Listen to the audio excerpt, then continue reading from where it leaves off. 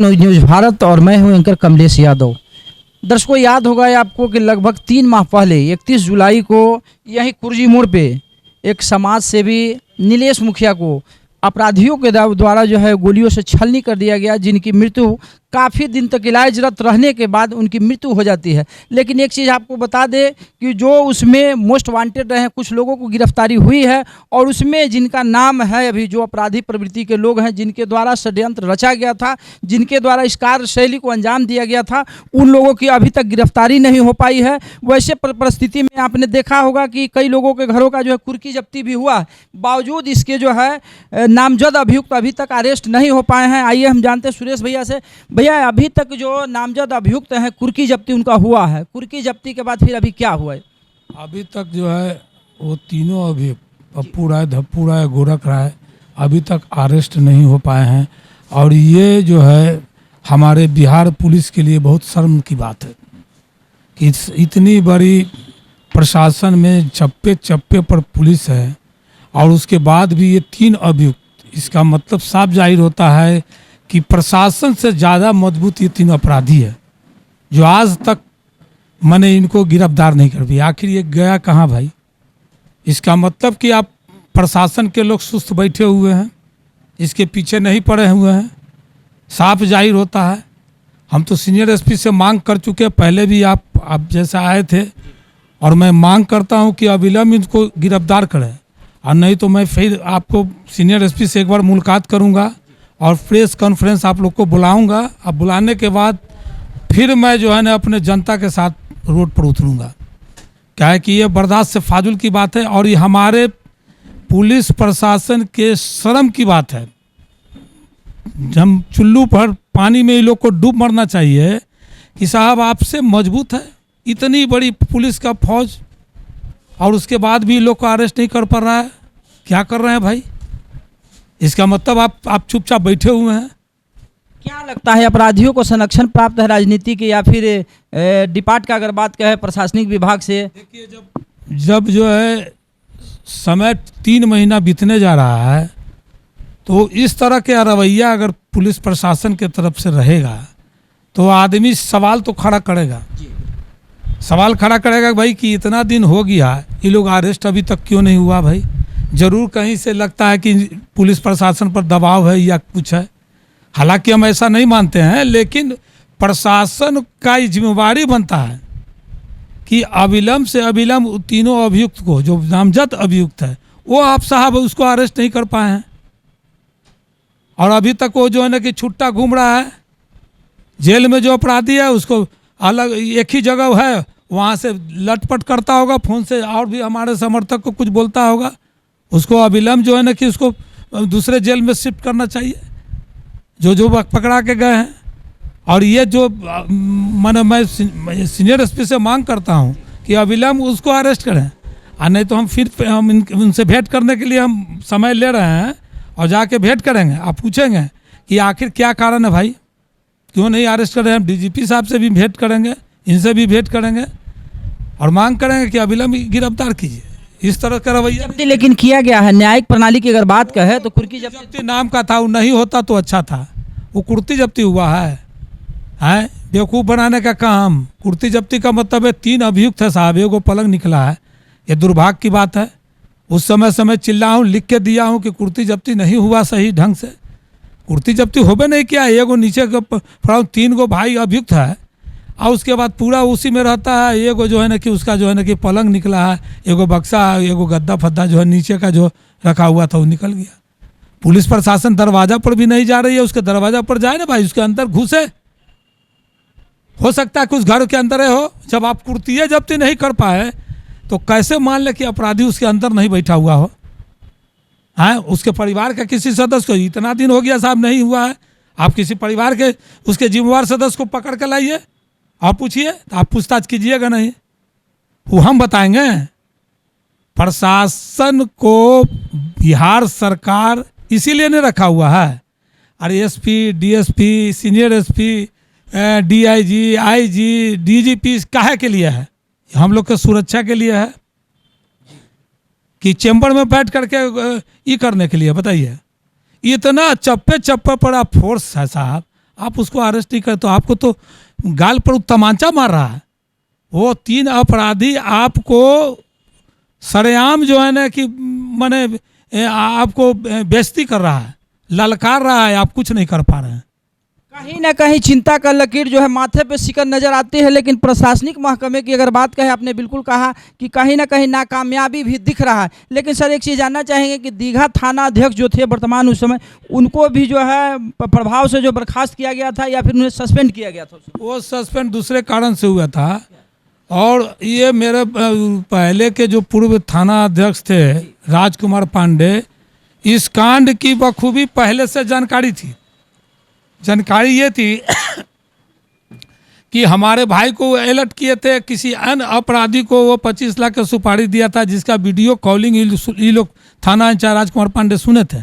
उस समय अगर उस आदमी को अरेस्ट किया हुआ रहता, जब साहब बताइए किसी को जान मारने का सुपारी दिया जाए, और वो थाना अध्यक्ष जो है हमारे भाई को अलर्ट करता है कि आप मुखिया जी अलर्ट हो जाइए, आप पर जो है ना आदमी लगा हुआ है, और वो आदमी जो आदमी 25 लाख का सुपारी देने की बात वो कर रहा था दूसरे अपराधी से, और उस समय आप मेरे भाई से सिर्फ सनहा लिखा के उसके विरुद्ध 107 किए, नामजद 107 हुआ है, पप्पूरा धप्पूरा इस सब पर आप सिर्फ 107 कर दिए। साहब क्या मनसा था, ये साफ जाहिर थी।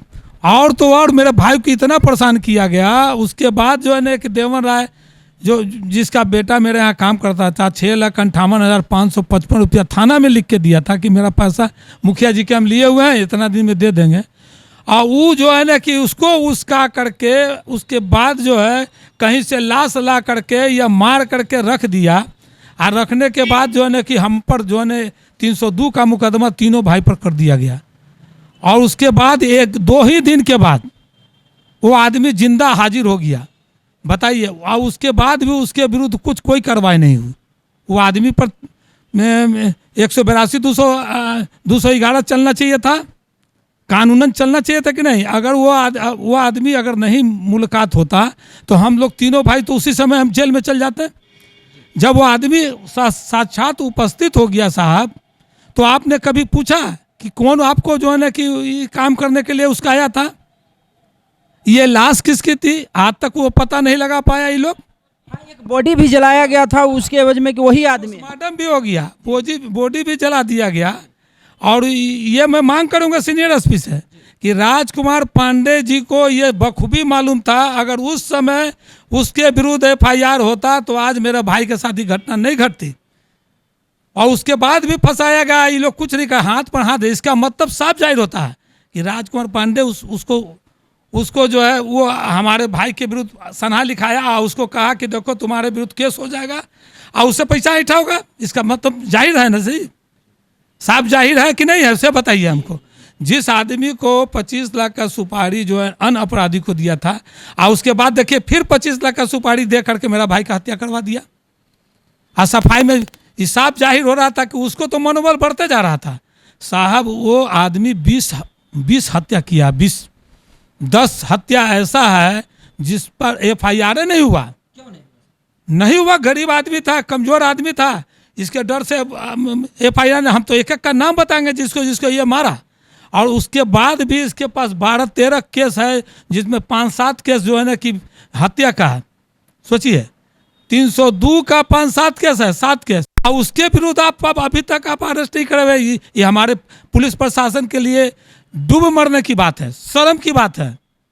अभी भी मेरी बात से अगर आप उन तक पहुंचा पाइएगा तो कहिए कि आपको इसमें 3 महीना बीतने जा रहा है, और ऐसे आदमी जिसके पीछे पूरा गांव मैंने खड़ा है साहब, आज भी खड़ा है, आज भी खड़ा है कि हम रोड जाम करेंगे, ये करेंगे, आप खड़ा होइए। तो मैं इनसे बात करूंगा सीनियर एसपी साहब से कि अविलंब जो है एक्शन में आइए, और इस तरह से हाथ बैठ किया तो नहीं चलेगा। नहीं तो फिर हमको मजबूरी में क्या करना पड़ेगा, बताइए हम क्या करें? कल हो के वो हमको मार देगा, वो कुछ और कर सकता है, वो छुट्टा घूम रहा है साहब, इसका जिम्मेवारी कौन लेगा बताइए? हम पर अगर हमारे परिवार पर या मेरा आदमी पर कुछ होता है, इसकी जिम्मेवारी तो सीनियर एसपी पर जाएगी। जी, सुरक्षा के लिए आपने कोई मांग नहीं किया सर? सुरक्षा का पूरा मांग किए हुए हैं, सुरक्षा के मांग किए हुए हैं हम। पूरा मेरा लेटर जो है ना सीनियर एसपी लिख के दिया, आज तक हमको नहीं मुहैया कराया गया है। एक मेरे बब्बू के नाम से शुरू में जो है अलॉटमेंट हुआ है, हम अपने नाम से कि भैया बाहरी काम तो हम भी करेंगे, मेरे बब्बू अगर मीटिंग में जाएगी तो उसके साथ ये गार्ड जाएगा। अभी तक हम अभी सब चीज़ का जो है ना कि लाइसेंस वगैरह का भी हम अप्लाई किए हुए हैं, जो हमको अविलंब मिलना चाहिए और एकदम ज़रूरी है मेरे पास। अगर मान लिए वो आदमी अपराधी बाहर है और हमको कुछ होता है तो बताइए कि इसकी जिम्मेवारी किसकी होगी? बताइए, प्रशासन की होगी। तो प्रशासन अगर अभी समय रहते, जैसे समय रहते मेरा भाई बॉडीगार्ड का मांग किया, समय रहते हथियार लाइसेंस का मांग किया, अगर वो मिल जाता तो आज उसके साथ इस घटना नहीं घटता। हथियार मिलने वाला गोली थोड़े चलाता है, लेकिन डर से तो अपराधी भागता है कि भाई इसके पास ही है, हैं?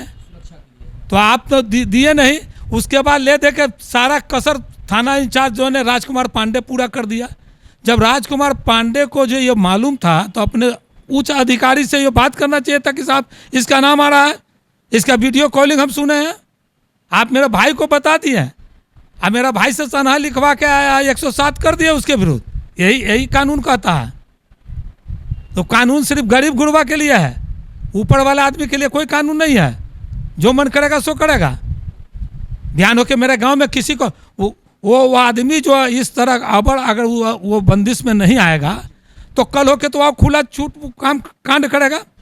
जो आदमी 2-2 बार सजापता है साहब, और उसके बाद भी वो क्राइम करने से मान नहीं रहा, उसको सिर्फ चाहिए पैसा। अब पैसा के लिए किसी को जमीन किसी को ले लेगा, किसी को ये कर देगा, सारा अवैध कारोबार वो करता है। इसकी संपत्ति, ये टेम्पू चलाने वाला आदमी आज अरबों में खेल रहा है, इसके पास कहाँ से संपत्ति है? हमने बारंबार मांग किया कि इसकी संपत्ति की जांच कराइए। जितना जमीन है सब लंद फंद किए हुए, जितना मकान बनाए हुए, कोई में रजिस्ट्री बढ़िया से नहीं है, सबको जबरदस्ती कब्जा करके भी अंड संड करके लिए हुए है, समझे ना? तो इसकी जांच कौन करेगा? हम प्रशासन है, प्रशासन से हम मांगे ना करेंगे। हम बराबर मांग करें कि इसकी संपत्ति का जांच कराइए, ये एकदम अस्थिर है, इसकी संपत्ति जांच कराइए, इसको रोड पर लाइए। नहीं तो इसके पास पैसा रहेगा, फिर बयान किसी को और पैसा दे देगा।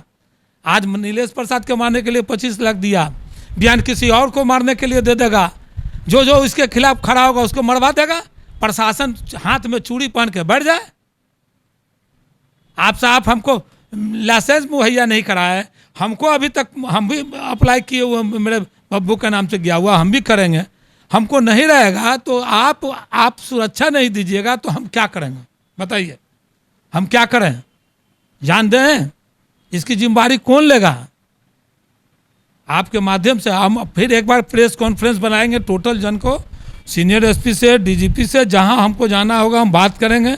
अब बात करने के बाद मैं प्रेस कॉन्फ्रेंस के जरिए मैं अपना नीति निर्धारण करूंगा और पूरे जनता के साथ मैं रोड पर उतरूंगा। आज भी मेरा जनता डेली बोल रही है कि नहीं हम रोड पर उतर जाएंगे, रोड पर हम मना कर रहे हैं कि नहीं। सीनियर एसपी साहब का मेरा भरोसा है और हम अभी भी भरोसा कर रहे हैं कि आप एक्टिव होइए और उस तीनों नामजद अभियुक्त जो किसी कीमत पर किसी भी हालत में है, वो हर हालत में वो अपराधी है और कुख्यात अपराधी है। बताइए, जिसके विरुद्ध 5-7 केस 302 का हो, 10 मर्डर ऐसा किया था जिसका FIR नहीं हुआ। किनके द्वारा? उसी पप्पू राय धप्पूरा के द्वारा। एक मुस्लिम का मर्डर कर दिया, FIR नहीं हुआ। रोड जाम कर दिया था उस समय, तारनी प्रसाद यादव थे उस समय, FIR बेचारा का नहीं किया, गरीब आदमी था। हाँ, वह उस समय के दशक में। उसके बाद एक पुजारी का हत्या कर दिया, उसके बाद जो है ना कि एक सोनार का हत्या कर दिया, यहाँ अंजलि ज्वेलर्स वाला का FIR, एक गुप्ता जी का मर्डर कर दिया, एक किसी के साथ रहता था छंगवा, उसको मर्डर कर दिया, FIR नहीं हुआ। एक क्रिश्चियन लड़का था, उसको मार दिया, FIR नहीं हुआ।